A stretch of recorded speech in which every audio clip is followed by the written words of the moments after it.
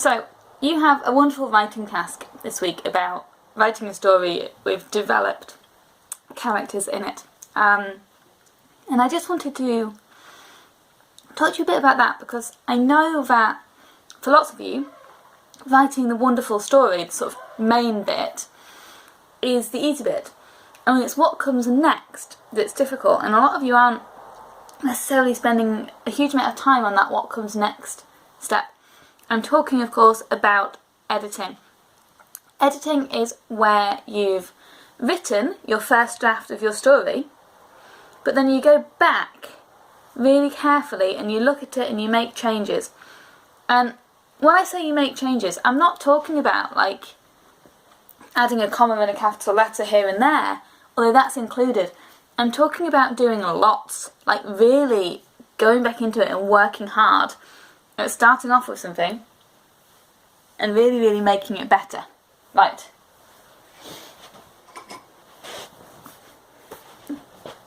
I'll show you what I mean with something that I've done.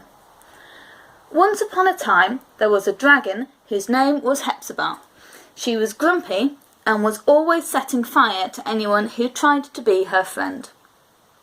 Now, there's nothing wrong with that. It's fine, kind of. Yeah, I really like the idea of a dragon who sets fire to people. It's funny. But the way that I've written it kind of is just a bit boring. And it's like, how can you be boring about a dragon setting fire to people? But actually, if you just write it in this rambling way, it does become that way. So, the first thing I'm going to do is break it up a little bit into sentences. No sentence should be this long. It's too much. And the way that I break things up into sentences, if you're not feeling very sure, is to read it out loud. You might feel a bit silly, but it's important. Read it out loud. Notice where you stop. And if you stop, think, is that the end of a sentence? Because it's really important that you use your punctuation as instructions to your reader. The other thing is, if you're getting out of breath before you get to the end of the sentence, because you haven't stopped, it's too long. Too long! You need to make some changes to put a stop in there. So, once upon a time there was a dragon whose name was Hepzibah. She was grumpy. I stopped there, didn't I? I went, his name was Hepzibah, she was grumpy. So, I would put a full stop there, and because I'm putting a full stop in, I would also change the next letter to a capital. A lot of you don't necessarily do that when you put your full stops in when you're editing, it's important. But changing that to a capital letter has reminded me there's a few other capital letters that should be here. There should definitely be a capital letter at the beginning of this sentence. And there should also be a capital letter at the beginning of a name. Right, good. She was grumpy and was always setting fire to anyone who tried to be her friend. I think that's probably a sentence as well. Let's put a full stop on it.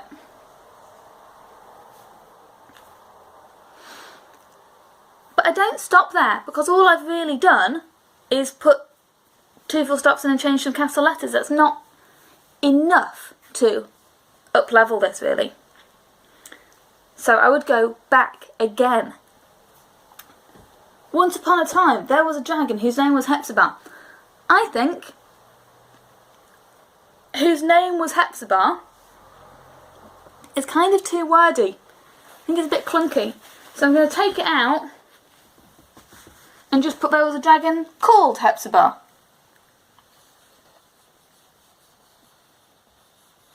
I like that word better. And I also think the fact that at the end she burns anyone who wants to be her friend is a bit random from the beginning. I think I ought to be developing this character more, giving people some clues as to what this dragon is like. So I think I'm going to put, there was a grumpy dragon called Hepzibah.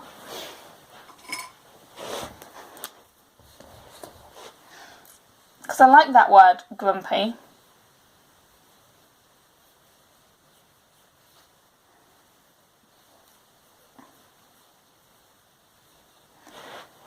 Brilliant. Okay, I've made a couple of small changes and I'm feeling much happier with that first sentence. Let's have a look at the next one. She was grumpy and was always setting fire to anyone who tried to be her friend. The thing that's bothering me about this sentence is it's just a bit like, why? It doesn't really give you anything like enough information. I'm curious about why she's doing that, but I'm also not really getting any sense that the author's going to tell me. It kind of just feels like the end, and it's not very satisfying. So I'm going to have a think about why this might be happening, and I'm going to change it to reflect that. So, she was grumpy. I've already put grumpy up here, so I definitely need to get rid of that. And I think I'm going to change it, not to say she was this and she was that. I think I'm going to go for a little bit more character development, a little bit more about what she's like. And I'm going to put she liked to be on her own.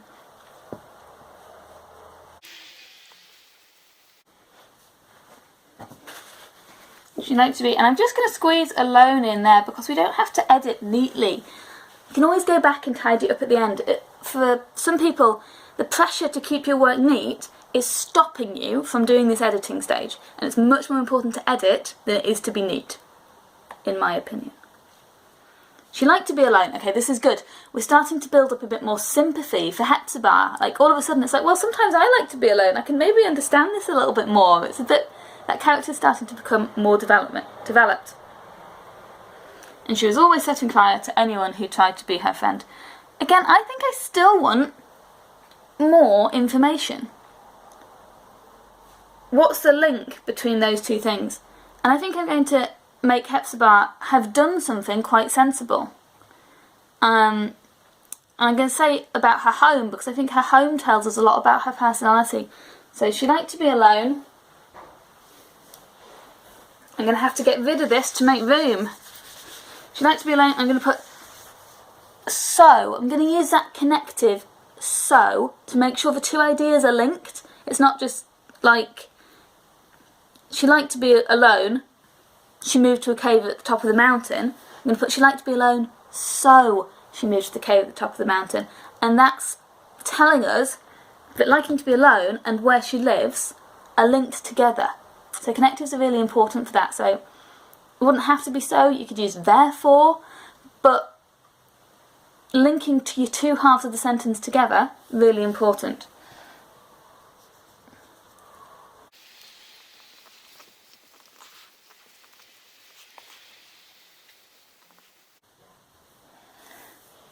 And I've put a full stop there because it kind of was the end of the thought. So I've put a full stop because that's another sentence. Right, this is good.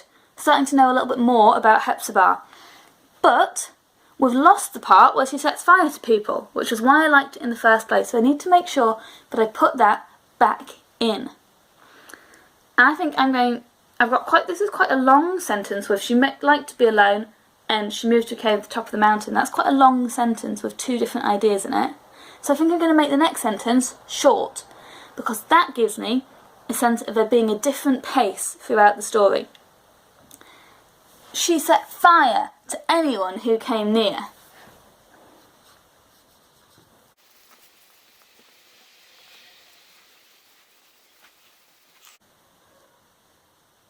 I'm going to go for a full stop, and I paused there. I was thinking in my head, does it want to be a full stop, or does it want to be an exclamation mark? Now, this one doesn't mention friendship at all. And I did quite like that one in the first draft, so I want to put that back in again. And again, I want to go for that nice short sentence. I really like these nice short, snappy sentences. She didn't need friends.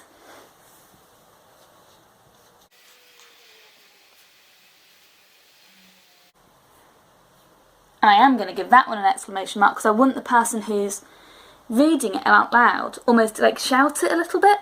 Because we know that that's not true, don't we? Like, already, from just this little piece of writing, she didn't need friends, we know that's not true, and we can kind of guess that in this story what's going to happen is that Hepzibah's going to make a friend.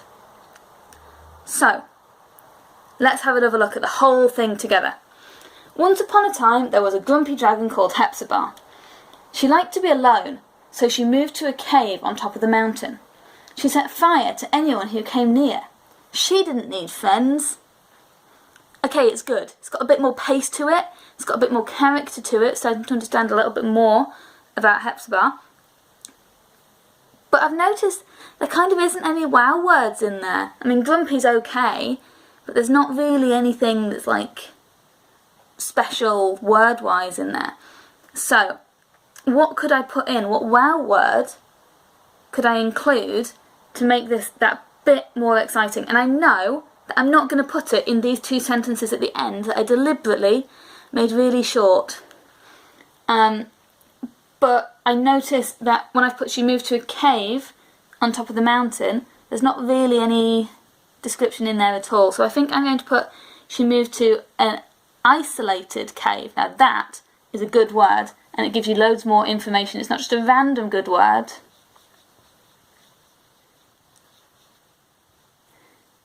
It gives you a bit more information. And because there isn't room to fit that in, I've just done a little arrow and written it above, because again, editing it, making it really good, more important than keeping it neat. You can always write it out neatly at the end. She moved to an isolated cave. Now I wouldn't say a isolated cave, I'd say an isolated cave, because that's what the English language does when it's a vowel at the front of the next word. Brilliant. So, I think I'm starting to be pretty happy with this, and I hope I've given you an idea as to how you can take your work, no matter how developed it is in the first place. It doesn't matter if your first draft is already full of full stops and full of Y words. You can still go back and edit it, because what you should be doing is noticing things like, oh, have I started all my sentences with the same word? Are all my sentences the same length? Have I got Y words? Have I got similes? Have I used hyperbole or any of the techniques that we've talked about in class? And obviously you want to stop and go, well, do I want to include any of that stuff? And it's perfectly valid to go, now this isn't a hyperbole sort of story. But when you edit, it's really important to think about all of these things. I think a few of you maybe are missing this step, particularly when you're at home, and it's up to you to be the boss of your learning. Make sure you include this editing. It's really difficult to do, but it makes a huge, huge difference. My biggest tip would be read it aloud, and then you'll notice where you need to change the pace and change how fast or slow things happen. If you're feeling a little bit stuck, really struggling to get started on your writing task, help yourself to my beginning.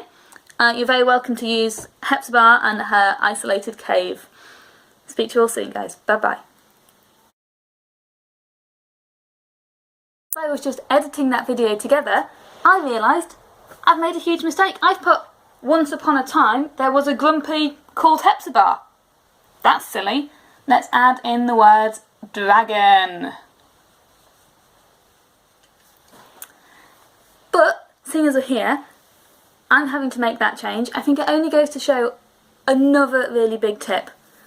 Don't just look at it once and then think you're done. Look at it, go away, have a cup of tea or whatever you guys have when you're having a break. Come back and look at it again, because you'll see different mistakes, you'll see different things that need changing, having walked away and come back again. That's something that humans do. You can see it's something that I do. It's worth thinking about for your work as well. Have you just sort of not noticed anything because you've been looking at it too many times? Go away, come back, have another go. Right, see you again. Bye!